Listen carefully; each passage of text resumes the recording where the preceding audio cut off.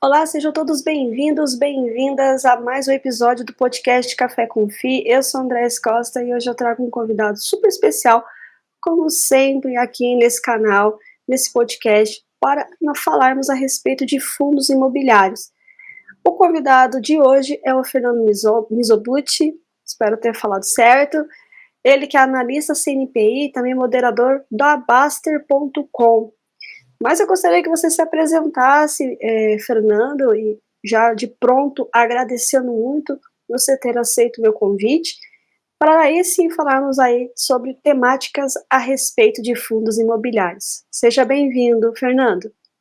Obrigado, Andréia. Boa noite, Andréia. Boa noite, pessoal. Como a Andréia já adiantou, eu sou analista e moderador da Baster.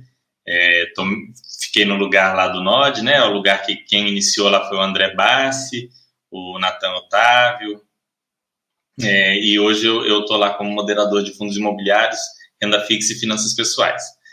Eu já estou nesse mundo de finanças e de mercado de capitais há uns 14, 15 anos, fundos imobiliários desde 2012, sempre procurando aprender, desenvolver mais, entender um pouco melhor desse mercado, que é um mercado muito interessante. O mercado imobiliário como um todo é algo que os brasileiros gostam muito, né? É a tradição portuguesa patrimonialista.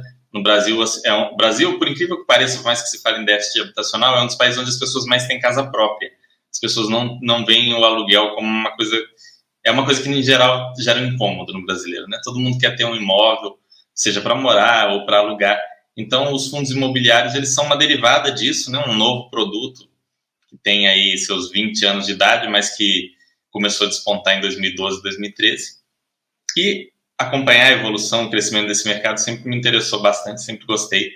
Então, eu comecei a me aprofundar e acabei caindo, né, de paraquedas aí, né, nesse trabalho de analisar e de falar sobre o mercado de fundos imobiliários e os fundos imobiliários em geral. Eu falo sempre, né, que é viciante, né, você começar a aprender, entender, já quer conversar a respeito, já quer explicar a respeito, passar esse conhecimento mesmo, já que o Brasil é carente, né, em educação financeira, é carente em conhecer e saber que é possível, né, investir não só em fundos imobiliários, mas em vários ativos aí existentes no mercado.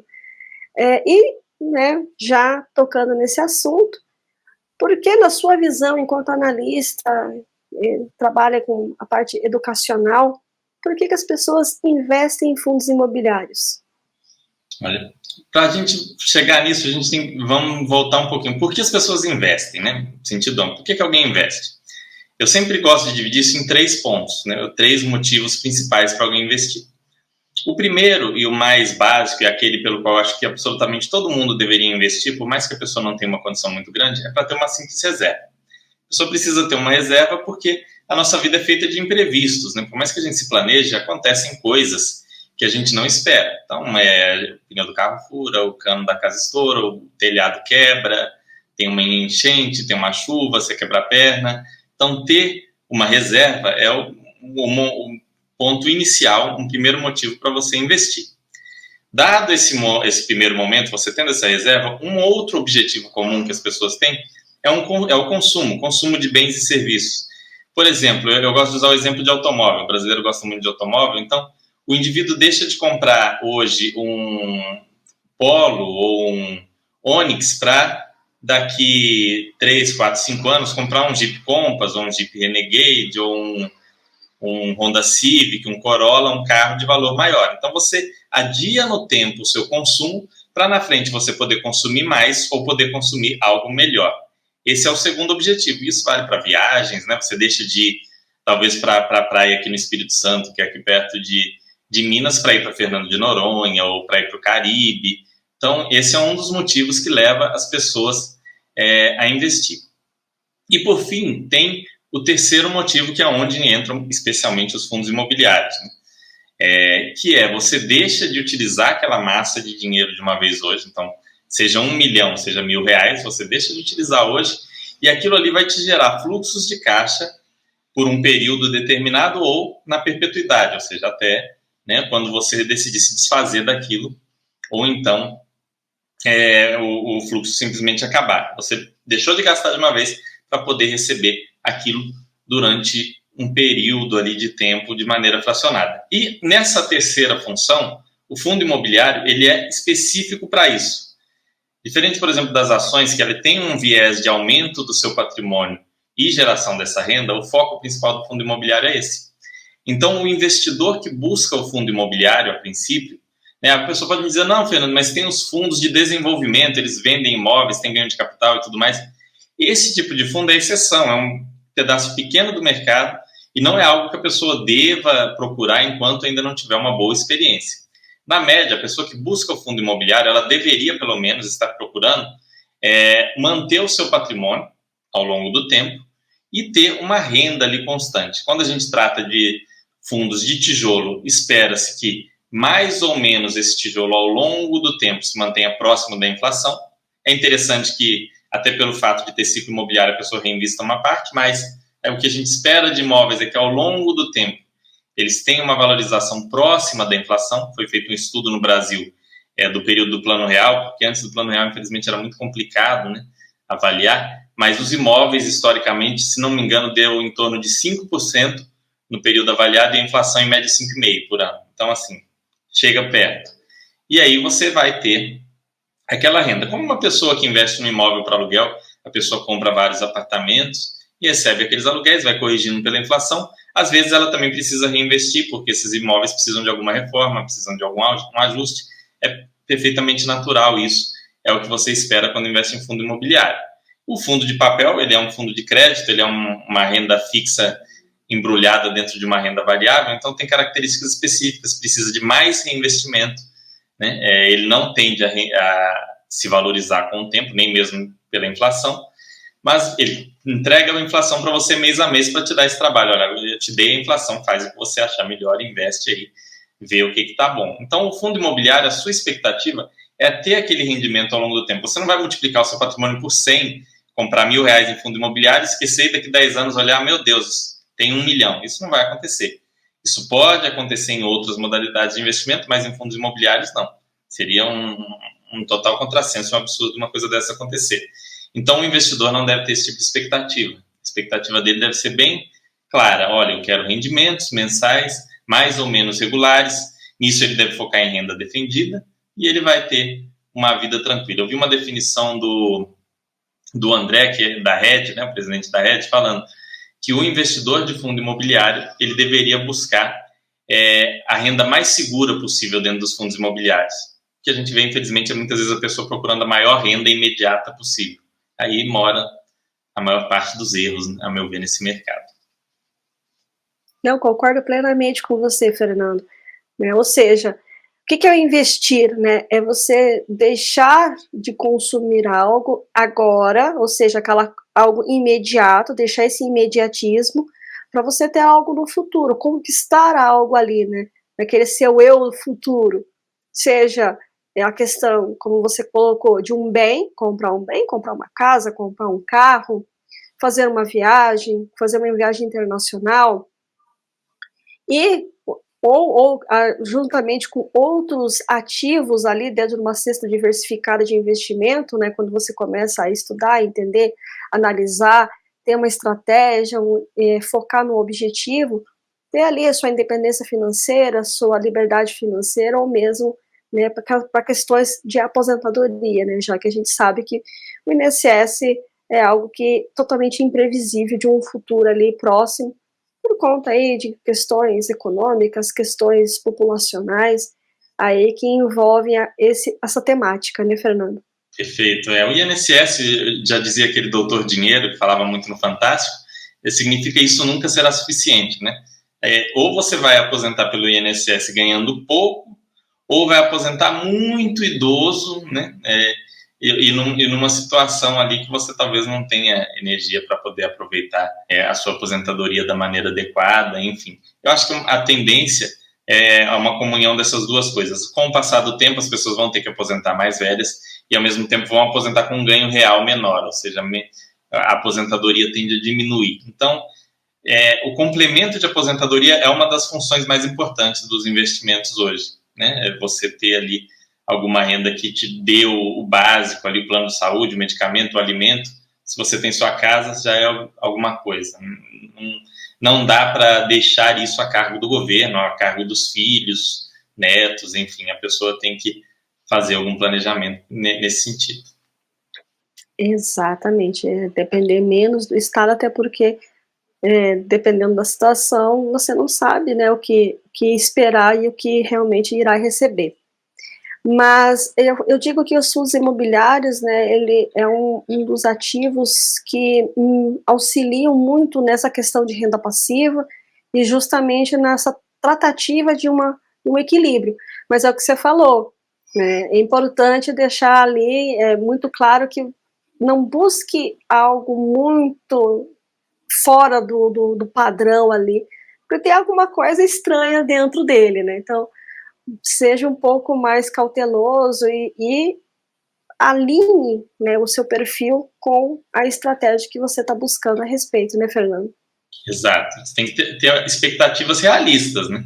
Você achar que o fundo imobiliário vai te deixar, vai te transformar no novo Warren Buffett, no Luiz Barsi novo, não vai. Não é essa a proposta do fundo imobiliário. Então, a expectativa dele é ser um bom investimento. O que é um bom investimento? Né? Tem essa definição do Benjamin Graham que é muito boa. Você pensar o que é um bom investimento? É aquilo que vai manter o seu poder de compra.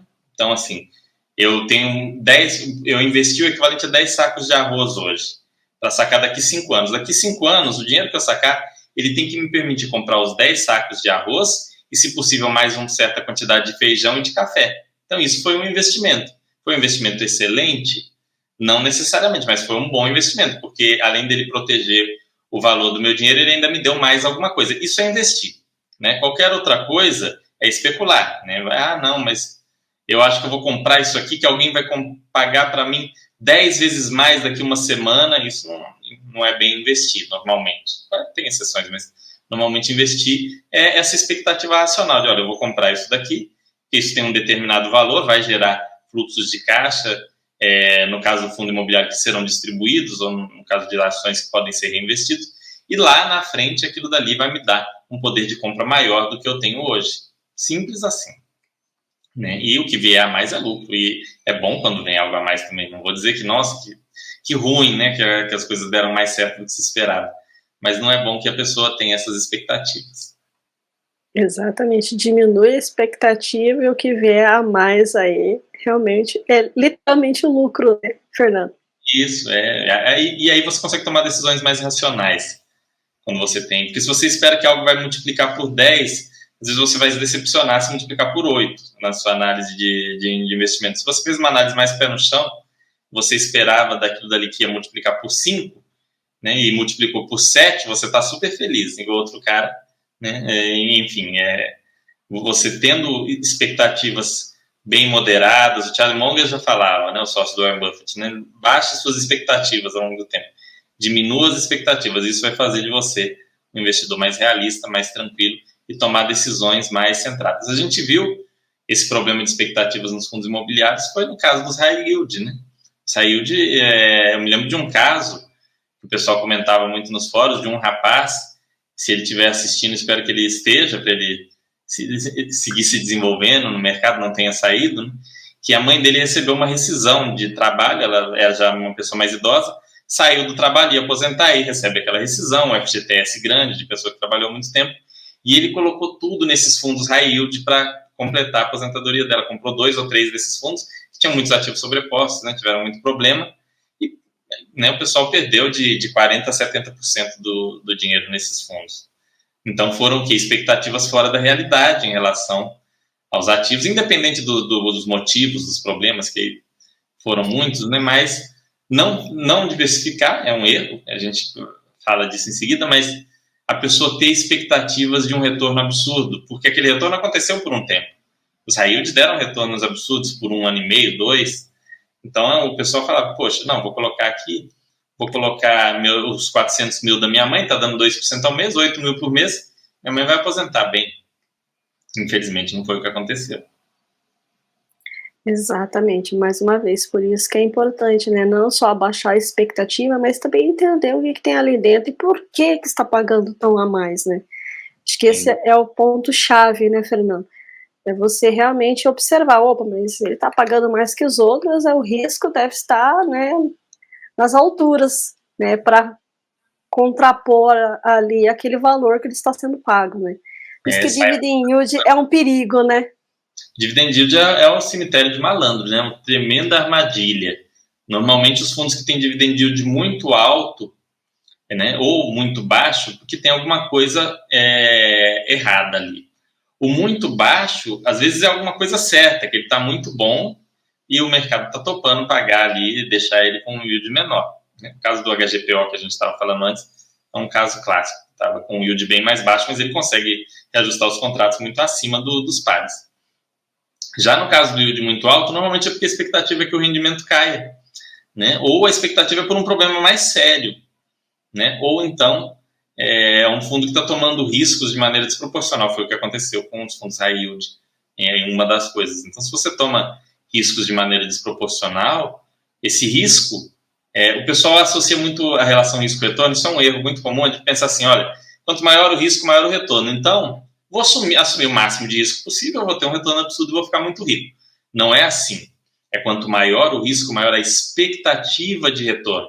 Para correr o risco, você exige um retorno mais alto. Mas aquele retorno pode nunca vir. O risco é justamente você não ter retorno ou ter perdas, né? Foi o que aconteceu nesse caso. Então, a gente não pode assumir assim, nossa, sempre que eu tomar mais risco eu vou ter mais retorno? Não necessariamente, né? E é um ponto que o investidor tem que estar bem atento. Exatamente. E até o cálculo, né, do dividend yield, né, Fernando? Que nada mais é do que os últimos rendimentos pelo preço atual. Então, é mais um ponto aí que é uma expectativa ainda passada, né? Que não se sabe se realmente vai confirmar ou não. Com certeza. Os rendimentos podem diminuir, né, o que é uma possibilidade, ou o dividend yield pode estar alto porque a cota despencou por algum problema. Então, pode o rendimento cair, pode ser que o fundo esteja com algum problema sério e o rendimento vai até zerar, como aconteceu em um desses high yield que está zerado até, sei lá quantos anos, tempo, já acho que mais de ano. Pode acontecer coisa muito séria. Então, assim, poxa, tá, o dividend yield é alto, mas vamos ver todo o resto. O que tem dentro desse fundo? O que ele faz? Qual que é a gestão? Qual que é o histórico da gestão? Né? Há quanto tempo que esse fundo está aí? O que tem dentro? Quais são os principais ativos? É um fundo de CRI? Quais são as maiores posições? Como é que está o pagamento desses CRIs? É um fundo de imóveis? Os imóveis estão ocupados ou a renda é RMG? Né? Os imóveis já tem anúncio de despejo, de saída, avisou que vai sair antecipado ou não, né? Fechou nova locação, está passando por algum processo revisional. Tudo isso você tem que olhar. A renda, primeira coisa ao analisar a renda, a qualidade da renda, é o que a gente falou ali do que o André falou, né? Que o André da Red falou. Você tem que ter uma renda de qualidade, não adianta você ter simplesmente uma renda. Porque se você tem uma renda que ela, a qualquer momento ela vai para cima, para baixo, isso não vai ajudar a sua aposentadoria, vai te deixar louco. Você quer uma coisa previsível, estável, claro, vai ter quedas e vai ter aumentos, mas algo racional, que tem uma lógica por trás que você consiga entender. Se for uma coisa muito estranha, muito esquisita, sempre digo, se você não entendeu, né, a gente tem mais de 400 fundos imobiliários, a gente tem centenas de ações, tem muitos produtos de renda fixa, não entendeu, passa. Você não é obrigado a investir em tudo que você não entende. Exatamente. E os fundos imobiliários em 2024, né? Como é que está a sua percepção a respeito desse primeiro trimestre? Bom, o primeiro trimestre foi um trimestre bem tranquilo, comparado com o que a gente viu no ano passado. No ano passado a gente teve uma grande valorização dos fundos de shopping, dos fundos de fundos que tinham aquele duplo desconto bem exagerado. O pessoal teve retornos aí que chegaram a 40% em alguns. Hoje, os fundos chegaram no que eles são. Eu acho que os fundos imobiliários em 2024 são os fundos imobiliários. Em 2023 eles estavam outro negócio, uma coisa meio diferente. Em 2024, fundo imobiliário é fundo imobiliário. O que é? É aquele ativo que tem imóveis lá dentro, os imóveis geram aluguel, gera renda, paga as despesas, o cotista fica ali com 95%. A maioria dos fundos super normais, super bem precificados, tem ainda alguns fundos de papel com desconto sobre o valor patrimonial, alguns fundos de tijolo com algum nível de distorção. As lajes corporativas, que são um setor que ainda sofre muito, é um setor tirando as lajes nos pontos, aquelas lajes mais bem localizadas, aquelas lajes nos pontos mais óbvios, as outras ainda estão sofrendo com uma vacância elevada, né, em regiões B de São Paulo, em regiões que não são a região primária ali da Faria Lima e Berrini, e as lajes no Rio também. Então, hoje a gente está no que espera-se que seja o mercado de fundos imobiliários, a meu ver, né? O mercado normal é isso. É o investidor ali tendo sua renda, os 200 bips ali, né? Os 2 pontos percentuais acima da NTN-B, mais ou menos. Alguns fundos pagando ainda um pouco mais do que isso, mesmo fundos de muito boa qualidade, né? Tudo rodando mais ou menos normal. Os shoppings talvez ainda também tenham ainda mais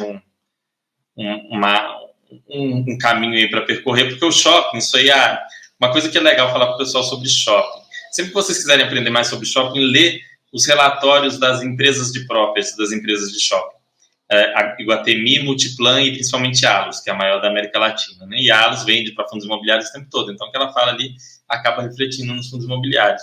E o que a Allos fala é o seguinte: o que você espera de crescimento nos shoppings é o PIB nominal. O que é o PIB nominal? É o crescimento da inflação mais PIB. Então, a inflação, hoje a gente está com a inflação em 4,5%, mais ou menos, e espera-se um PIB de 2%, então você pode esperar um crescimento próximo de 6,5% no setor de shoppings. Claro, alguns shoppings vão crescer mais, outros vão crescer menos, são um crescimento esperado para o setor. Não é todo mundo que vai crescer exatamente 6,5%, senão ficava muito fácil fazer conta, era muito fácil investir. Mas é muito positivo, né? Você vê, os shoppings passaram muito bem por uma crise muito severa, onde muita gente achou que nem ia existir mais shopping, e agora crescendo aí acima da inflação, tendo aumentos de rendimento, atrás de aumento de rendimento, né? A gente vê o MOL teve aumento recente, o HSI Malls, né? O HSML teve aumento recente, o XP Malls já falou que vai ter mais um aumento, teve aumento agora também, estão falando que com essa nova emissão a perspectiva é que tem outro aumento. O HGBS tem o não recorrente, né? Então ele teve uma diminuição que na verdade é um aumento, não é bem, mas o do rendimento recorrente teve aumento. Então é um setor que está indo muito bem, assim como outros, né? O fundo imobiliário é interessante por isso. A gente passou por um momento de crise e agora águas normais. Tem um termo meio, digamos, chulo, que é o que eu gosto, mas que é perfeito para esses termos, que é o seguinte: quando a água baixa, quando a maré baixa, a gente vê quem está nadando pelado. E a maré baixou muito, então a gente conseguiu separar muita coisa boa. Quem teve atenção nesses últimos 2, 3 anos, vê muita coisa que tinha de bom aí. Com certeza, se a gente puxar esse histórico aí dos últimos 4 anos, né, Fernando? Tinha fundos ali que você falava, meu Deus, ele tá passando a estratosfera, né? O ar era tão grande e era tão desproporcional, não que ele fosse um fundo ruim, mas estava tão desproporcional que você falava, aonde esse fundo vai chegar, né? E será que ele está entregando realmente tudo aquilo para estar valendo aquele preço? O exemplo claro é o Bessia, ele é um bom fundo, né? O Bradesco faz muito bem essa gestão de fundo, talvez um dos melhores, mas ainda que fosse o melhor, um fundo de fundo nunca vale o dobro do patrimônio dele, porque o patrimônio dele são os outros fundos lá dentro, que você pode comprar diretamente a valor de mercado. Então, por que você pagaria o dobro? Nada justifica pagar o dobro num FOF, absolutamente nada. O gestor pode ser o maior gênio do mercado imobiliário, que ele não vai conseguir gerar um valor que compense para o investidor pagar o dobro do valor patrimonial do fundo. Não tem por que alguém fazer isso. Mas são distorções, coisas que talvez a gente veja de novo, né? Talvez não sei. Mas se a gente vê, eu acho que vai ser, sei lá, final desse ano que vem. Talvez que esses fundos devem voltar a fazer grandes ganhos de capital. E os fundos de papéis desse primeiro trimestre, como é que você viu, Fernando? Porque eles, no ano passado, tiveram uma janela meio complexa, né? Complicada, né? Enquanto a janela abriu oportunidades para principalmente os fundos de shopping, né? Como é que você viu os de papel? Em relação aos high yield, vamos tirar, porque eu já falei um pouco deles, e a situação deles é periclitante. Mas os fundos high grade, o que aconteceu com eles no ano passado? A gente teve um período de deflação no IPCA. E a maior parte desses fundos high grade, eles têm grande parte do patrimônio atrelado ao IPCA. IPCA abaixo de zero, naturalmente a renda vai diminuir. Se eu pago IPCA mais 8, IPCA mais 7, que é o que eles pagam, e você tem um IPCA de menos 1, menos 2, menos 3, você vai pagar 5, você vai pagar 4. E aquilo, naturalmente, qualquer pessoa que conheça o mínimo de Brasil sabe que era uma situação transitória. A gente teve 2 anos, um ou 2 anos, desde o início do Plano Real, em que teve realmente que o país fechou o ano com deflação. Acho que foi 1 ano ou 2. Fechou o ano com IPCA abaixo de zero. Então, em um período de mais de 30 anos, foram 2. Então, seria razoável pressupor que o Brasil ia entrar num processo similar ao do Japão ou da Suíça de deflação a partir do meio do ano passado? Não. A conta, naturalmente, estava totalmente errada, né? E é o chamado viés, falando do Daniel Kahneman, que morreu essa semana, grande autor aí de finanças comportamentais e psicologia financeira. Ele fala muito do viés da recência, que é aquilo que você vê o que aconteceu recentemente, fala, isso aqui agora é para sempre. Isso aconteceu com shoppings, quando ocorreu a pandemia, fechou shopping, vai fechar para sempre, acabou. E aí teve deflação nos fundos de papel, foi a mesma coisa. Agora já era, fundo de papel vai pagar 4%, 5% ao ano, não faz mais sentido investir nisso. E os preços, né, respondem a essa atitude dos investidores. Então, a gente teve fundos atrelados ao IPCA negociando. O Canip, que era até poucos meses atrás, ele era o maior fundo do mercado. Depois dessas últimas emissões, não é mais, mas era o maior fundo do mercado negociando com um desconto enorme. Fundo que nunca teve problema grande de inadimplência, nunca teve problema grande de waiver, de renegociação. Simplesmente despencou porque teve deflação, que é algo que não é um problema inerente ao fundo. Aliás, não necessariamente é um problema, dependendo de como ocorre também. E principalmente no fundo. E aí ainda está num ponto de recuperação dessas situações. A gente vê alguns fundos que têm GPM dentro deles, e o GPM está bem negativo. O GPM está em menos 3, menos 3,8. Então, esses fundos ainda estão deprimidos. Mas a probabilidade do IGPM se manter negativo por longos períodos é baixíssima, né? Mínima. Então, os investidores ainda estão respondendo e ouso dizer que vai levar muito tempo, talvez décadas, para que eles parem de responder de maneira tão, como é que pode dizer, tão intensa a situações imediatas e as situações transitórias. Então, a gente ainda vai ter esses fundos de GPM a valores menores. Eu abri aqui só para ver. GPM está em menos 3,8, enquanto o IPCA agora está em 4,5. Né? A gente viu o rendimento do Canip nesse mês, foi quase 1,1%. Né? Para quem comprou naquele período de deflação, 1,3%, 1,2% de on cost. Por quê? Porque a inflação voltou ao próximo daquilo que se espera. E o GPM vai voltar também. Então, o fundo de papel responde muito a isso. Tem os fundos atrelados ao CDI, agora o CDI está caindo. Esses fundos ainda estão pagando bastante, porque a gente ainda está com CDI alto. Eles pagam em média aí CDI mais 2, CDI até CDI mais 2,5. Então, KNCR acho que deve estar próximo disso, CDI mais 2. Então, quando a gente está com CDI de 10,75, dá quase 13% ao ano, o pessoal ainda gosta. Mas ele não se torna ruim quando o CDI cai. Porque quando o CDI cai porque a inflação caiu. Então, o retorno real dele se mantém, às vezes até aumenta. E o pessoal não gosta, né? Outro exemplo, durante a crise da pandemia, o KNCR foi lá, né, despencou, sendo negociado com um desconto gigantesco, porque o pessoal estava perpetuando uma taxa de juros no Brasil de 2%, 3%, que não é algo factível. Exatamente, né? A pessoa os investidores acabam ficando enviesados, achando que aquilo que está acontecendo nesse momento projeta para o futuro, e as coisas não são bem assim, ainda mais no Brasil, né? Onde qualquer movimento diferente já causa aí todo um alvoroço macroeconômico, e isso acaba aí refletindo em todo o resto. Mas você falou de FOF.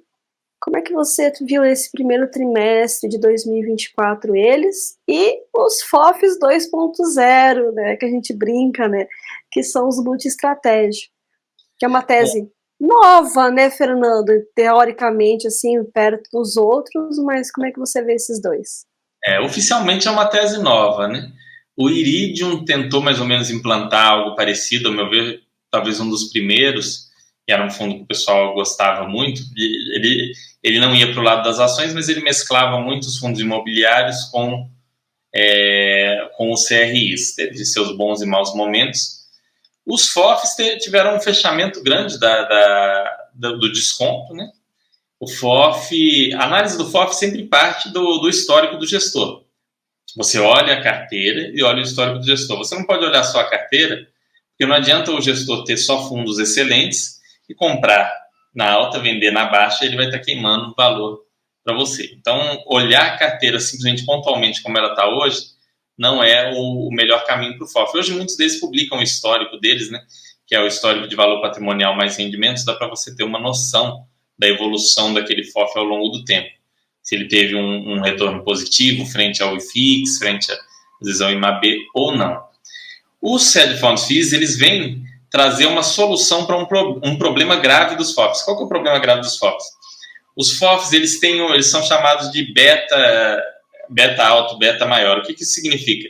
Eles têm uma volatilidade muito maior do que o mercado de fundos imobiliários como um todo. Então, quando o mercado sobe, ele sobe muito mais.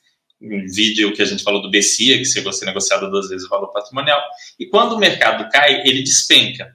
E qual que é o lado problemático e negativo desse? Quando que é o melhor momento para o FOF comprar, para ele adquirir ativos? Quando o mercado despenca.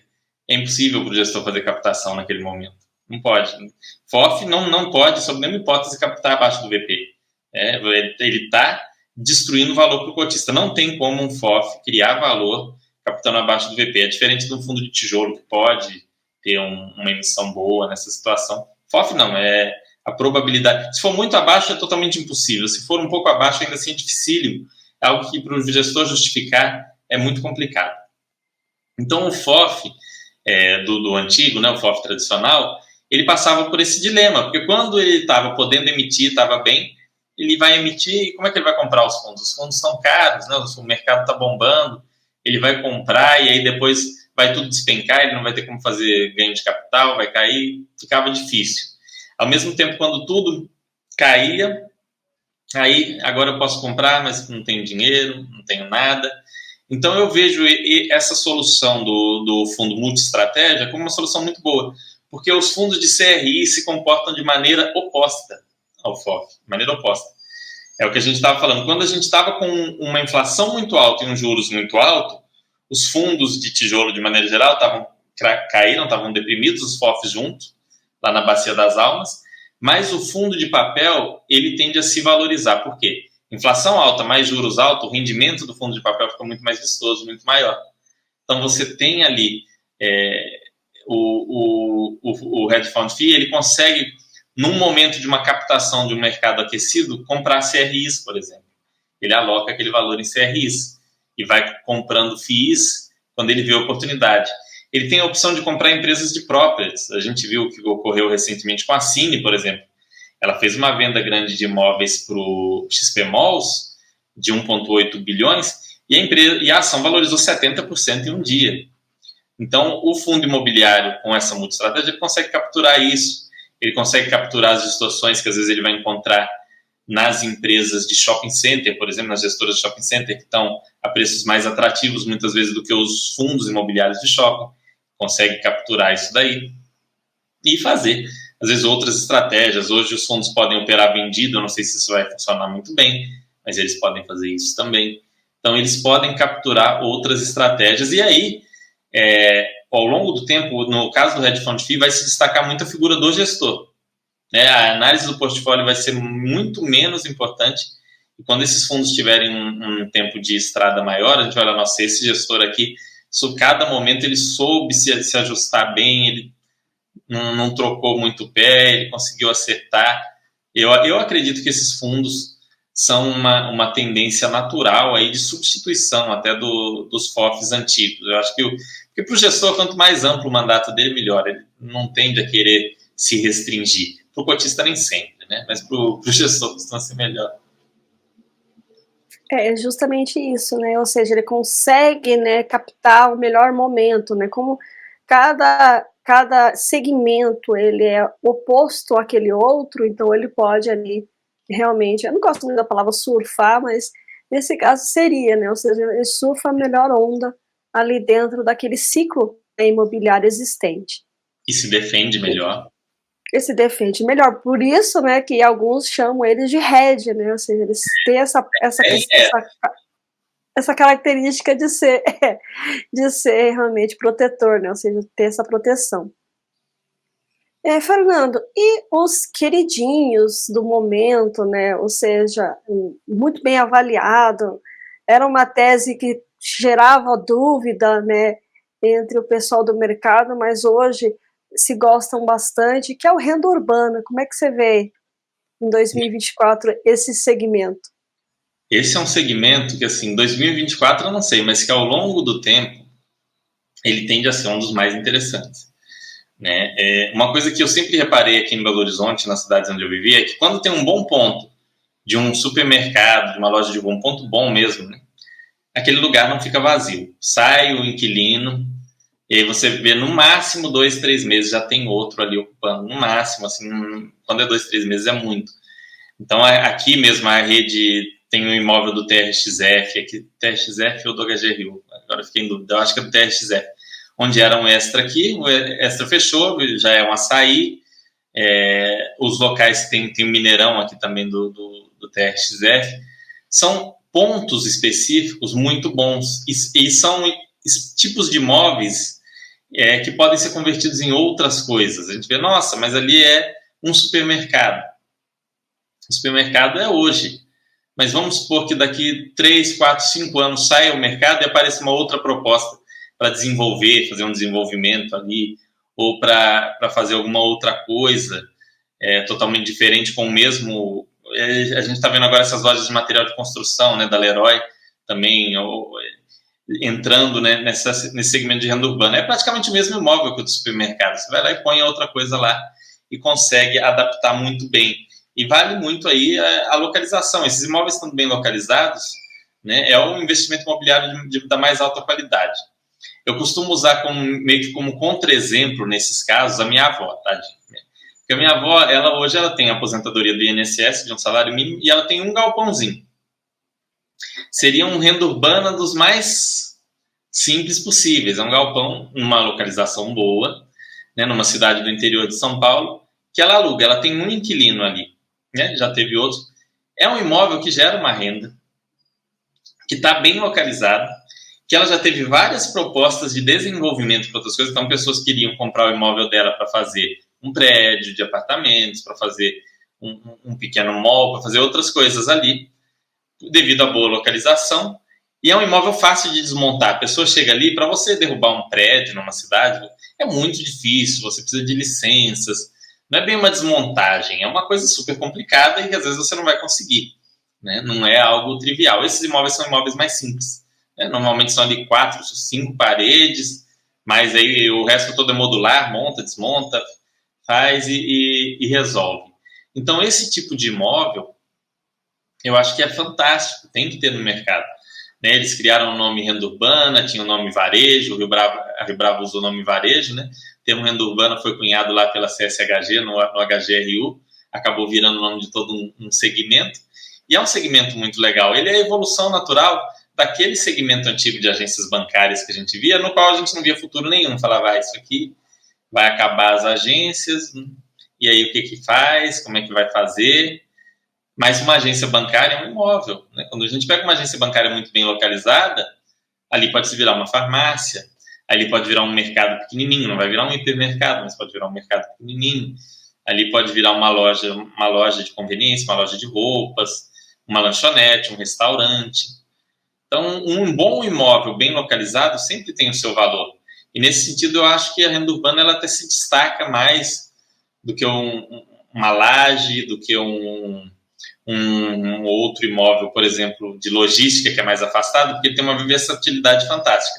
O de logística é super versátil, mas não é nessas localizações, normalmente, né? Tem exceções, mas que você consegue chegar ali e pôr uma coisa totalmente diferente.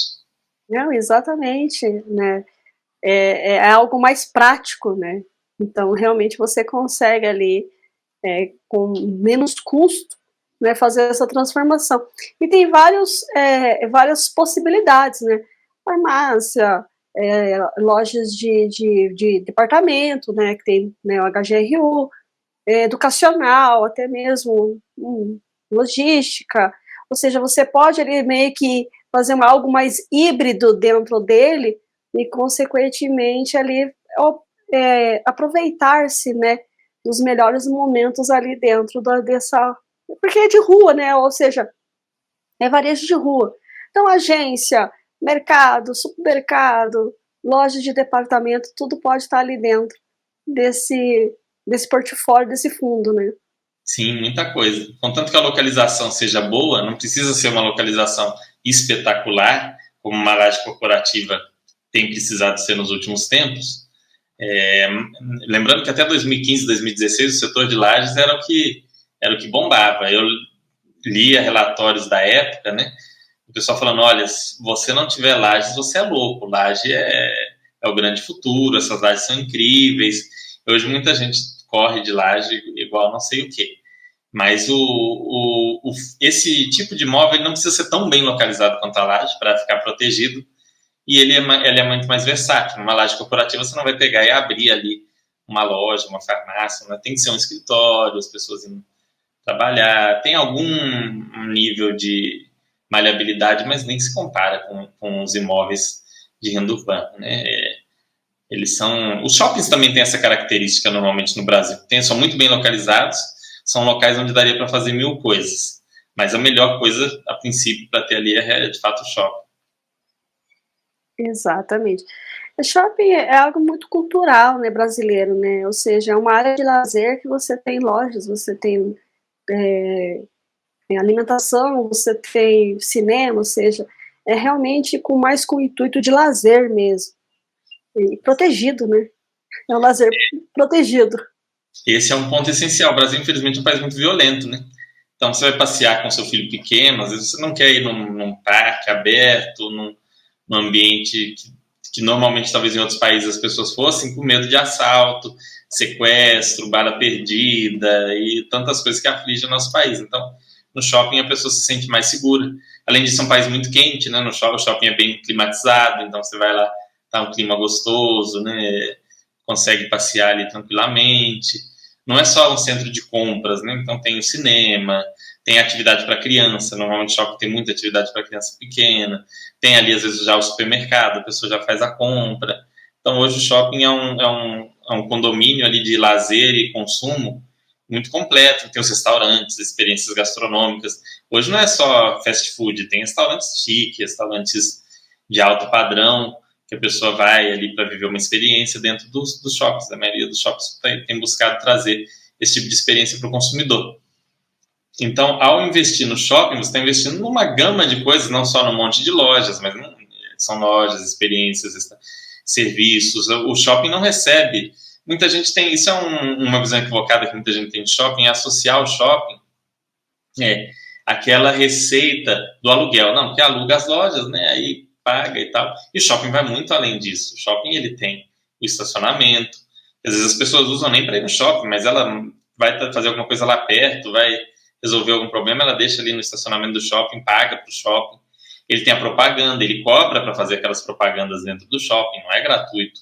É uma receita a mais para o shopping, a receita de propaganda.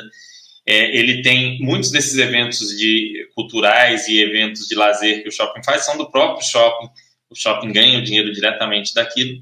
E ele tem uma parcela em cima das vendas, né, dos lojistas. Então, ele funciona com um aluguel mínimo.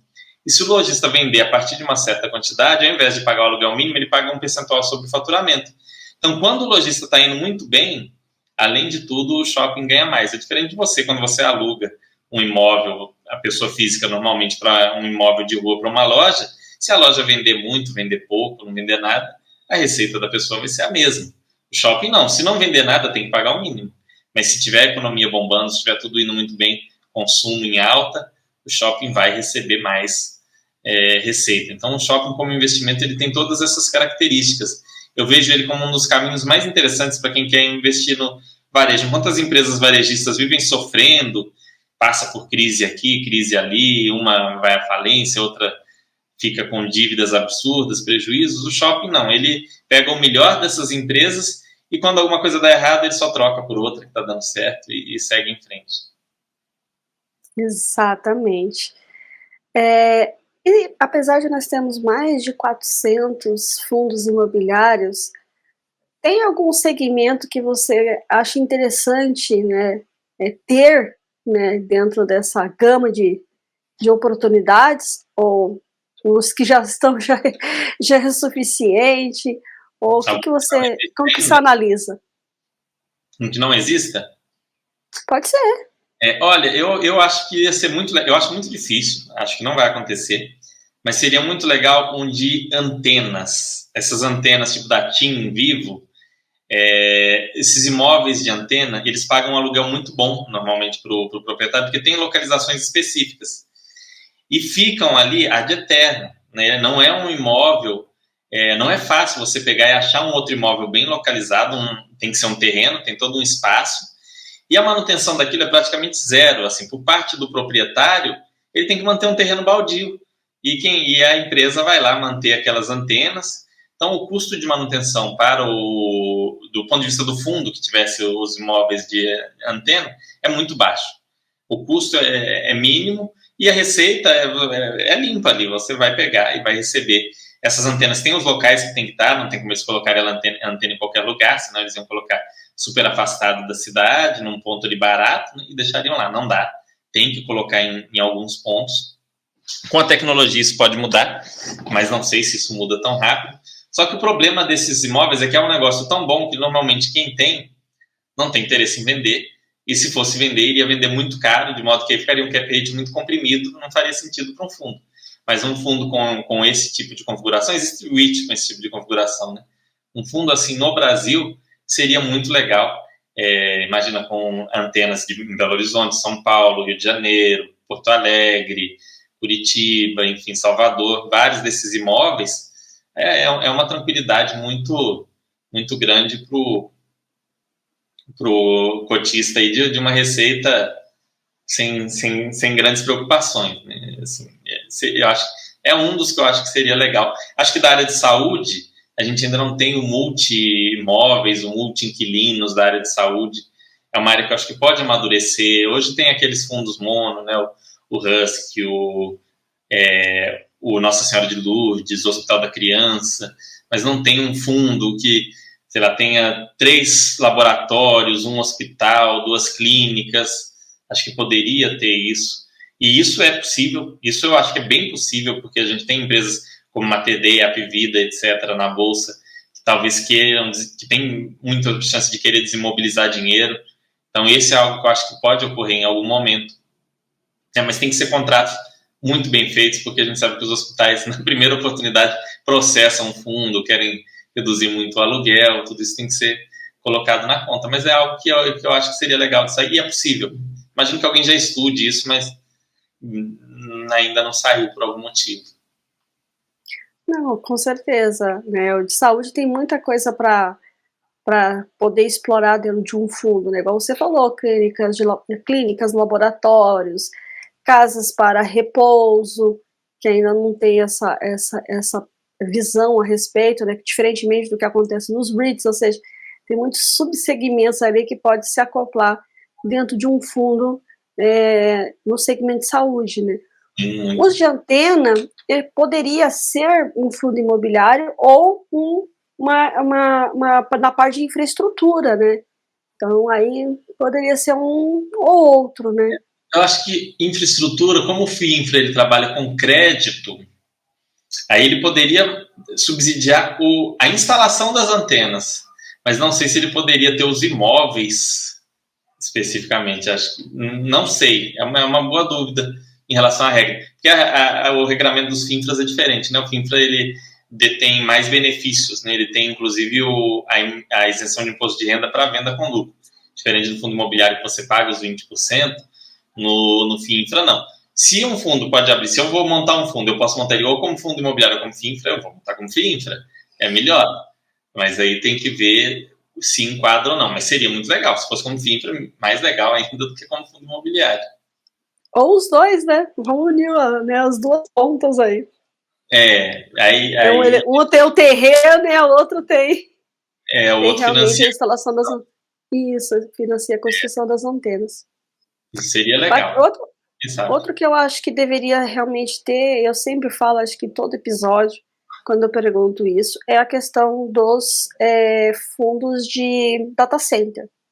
Porque realmente esse vai ser cada vez mais necessário. Né? O LZR tem dentro dele, né, o Alzirão, que o pessoal chama. Ele tem ali imóvel de data center dentro dele. Vem rodando bem até o momento, né? Eu acredito até que o pessoal deva olhar. Eu imagino que o pessoal desse Renda Urbana tem olhado um pouco para isso, né? E desses híbridos em geral. Mas a questão é você conseguir comprar de quem... É o que eu falei, a dificuldade às vezes é você acessar o imóvel, não é nem a falta de vontade, não vamos fazer um fundo desse. Eu vejo muito isso no pessoal de shopping, né? Às vezes eu vejo algum youtuber, algum comentarista falar do fundo de shopping. Por que esse fundo não compra shopping melhor? Comprou esse shopping, devia ter comprado um shopping muito melhor, um shopping assim, assado. Shopping não é como um apartamento que você vai e compra aquele que você quer. Você olha, eu quero comprar na rua tal, eu vou lá, converso com o corretor, ele faz uma proposta e compra. É muito difícil de comprar. Tem imóveis que são muito difíceis de comprar. Né? O shopping ele tem um direito de preferência para os sócios, então... Se você tiver um shopping e quiser vender para mim e for em sociedade com outras pessoas, ainda que eu queira comprar, primeiro todos os outros têm que recusar, dizer que não querem. E normalmente não recusam, normalmente querem. Isso dificulta muito, né? O Vice, que já tentou comprar imóvel da Multiplan, ele tentou comprar o BH Shopping aqui em Belo Horizonte. Quando ele foi comprar de um dos sócios da Multiplan, a Multiplan falou, não, eu compro. E comprou. Não, o Vice que não pôde comprar. É muito complicado. Tem vários setores de imóveis que são difíceis de entrar. É meio que uma panelinha. Quem tem aqueles imóveis é aquele grupo, e para você entrar ali é difícil, né? Eu acho que o ALZR meio que pôs um pé em um desses setores que pode futuramente virar, né? O data center pode virar, assim, um setor legal. Poderia ter fundos de desenvolvimento para renda, né? O fundo constrói o data center sob medida para empresa e tal, quem sabe um dia. Porque tem uns cases assim de imóveis diferentes que tentaram, e teve o caso famoso, acho que foi do Quasaragro, acho que é do Quasaragro, que agora foi para VBI, que foi tentar fazer com silos, né? E não saiu tão legal quanto esperavam, né? Não era um FIAGRO, era um fundo imobiliário, que tinha ligação com o agro, e que não deu tão certo. Então o pessoal vai testando ali, coloca uma coisa num híbrido, aí se dá certo às vezes cria, um fundo próprio. Farmácias, né? A Raia Drogazil, quantos imóveis não tem? Provavelmente, se vendesse os imóveis da Raia Drogazil, daria muito provavelmente o maior fundo imobiliário da Bolsa, imagina. Ela tem imóvel demais. Exatamente. E emissões, como é que você vê para 2024? 2023, né, teve aquelas janelas de oportunidades, principalmente para fundos de shopping. Como é que você vê em 2024, Fernando? Os shoppings estão com tudo ainda, né? Estão emitindo muito. O que é uma janela de emissão de fundo imobiliário? Isso é importante para o pessoal que está vendo, às vezes que não conhece, para entender. A janela de emissão é quando os fundos estão num determinado preço acima do valor patrimonial. O que é o valor patrimonial? É uma estimativa do valor dos ativos do fundo, menos os passivos. Então, você estima o valor de mercado dos ativos, sejam imóveis, sejam CRIs, seja o que for. Há uma estimativa, não é um valor perfeito, no caso, principalmente no caso dos imóveis, né? O mais perfeito é no caso dos FOFs, que é praticamente o valor realmente de liquidação. Então, um FOF, o VP do FOF é o valor de liquidação do FOF. Não significa que os ativos dentro dele não valham mais, mas se for ser liquidado é por aquele valor. No caso do CRI, um pouco menos. No caso dos imóveis, menos ainda. Mas para você poder fazer boas emissões, você tem que ter o valor de mercado, o valor que esses fundos são negociados, acima do valor desses ativos. Porque as pessoas vão estar dispostas a colocar dinheiro no mercado primário, a entregar o dinheiro direto para o gestor, mesmo sabendo que vai ficar 1, 2 meses sem receber rendimento, porque ela pagou bem mais barato na cota do que se ela estivesse comprando lá no secundário, comprando no home broker normalmente. Então, essa janela está aberta para vários setores, né? Não está aberta para lajes corporativas e não está aberta para papel pelo motivo que a gente falou, de deflação, de momento de rendimento menor. Eu acho que até o fim do ano pode abrir para papel, para laje só Deus sabe quando é que volta a abrir, mas os fundos de logística e os fundos de shopping, eu acho que vai ter muita emissão. E os fundos de renda urbana, todo mundo está esperando que o HGRU faça uma grande emissão. Então, renda urbana, a TRXF está fazendo emissão nesse momento, que é o outro grande fundo de renda urbana. Então, vai ter emissão esse ano, enquanto a janela estiver aberta. Pela trajetória da taxa de juros, espera-se que a janela permaneça aberta até o final desse ano, continue aberta no ano que vem. Vai ter muita emissão e os fundos precisam crescer. Por que o fundo precisa crescer? Para o gestor, naturalmente, ele aumenta a remuneração dele, ele ganha mais visibilidade quando ele aumenta o fundo. Para o cotista, a grande vantagem é o ganho de diversificação. Às vezes o pessoal fala, aumentou, fez a emissão, mas não aumentou o rendimento.